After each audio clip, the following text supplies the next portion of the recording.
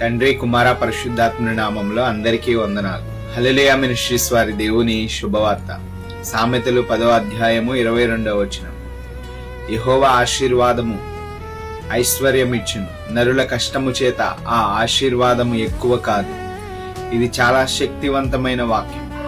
దేవుని ఆశీర్వాదం మన జీవితంలోనికి వచ్చినప్పుడు అది కేవలం ధనం మాత్రమే కాదు గాని శాంతి, కృప, సంతోషం, ఆరోగ్యం, కుటుంబ సమాధానం, ఆత్మీయ అభివృద్ధి కూడా కలిగిస్తుంది.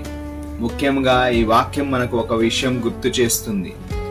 దేవుడు ఇచ్చే ఆశీర్వాదాన్ని పొందడానికి మనుషులపై ఆధారపడవలసిన అవసరం లేదు. దేవుడు తెరిచిన తలుపులను ఎవరూ మూయలేరు. మన కష్టానికి మించినది ఆయన కృప, మన శ్రమకు మించినది ఆయన ఆశీర్వాదం. ఈరోజు నమ్మకంతో చెప్పండి, నా జీవితంలో దేవుని ఆశీర్వాదమే పనిచేస్తుంది. యెహోవా అనుగ్రహించినది వర్ధిల్లును గాక. ఆమేన్. దేవుడు మిమ్మల్ని ఆశీర్వదించును గాక. God bless you all.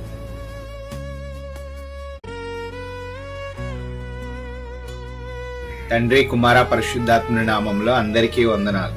Hallelujah ministries వారి దేవుని శుభవార్త. సామెతలు 10వ అధ్యాయము 22వ వచనం. యెహోవా ఆశీర్వాదము ఐశ్వర్యమిచ్చును, నరుల కష్టము చేత ఆ ఆశీర్వాదము ఎక్కువ కాదు. ఇది చాలా శక్తివంతమైన వాక్యం. దేవుని ఆశీర్వాదం మన జీవితంలోనికి వచ్చినప్పుడు అది కేవలం ధనం మాత్రమే కాదు గాని శాంతి, కృప, సంతోషం, ఆరోగ్యం, కుటుంబ సమాధానం, ఆత్మీయ అభివృద్ధి కూడా కలిగిస్తుంది. ముఖ్యంగా ఈ వాక్యం మనకు ఒక విషయం గుర్తు చేస్తుంది.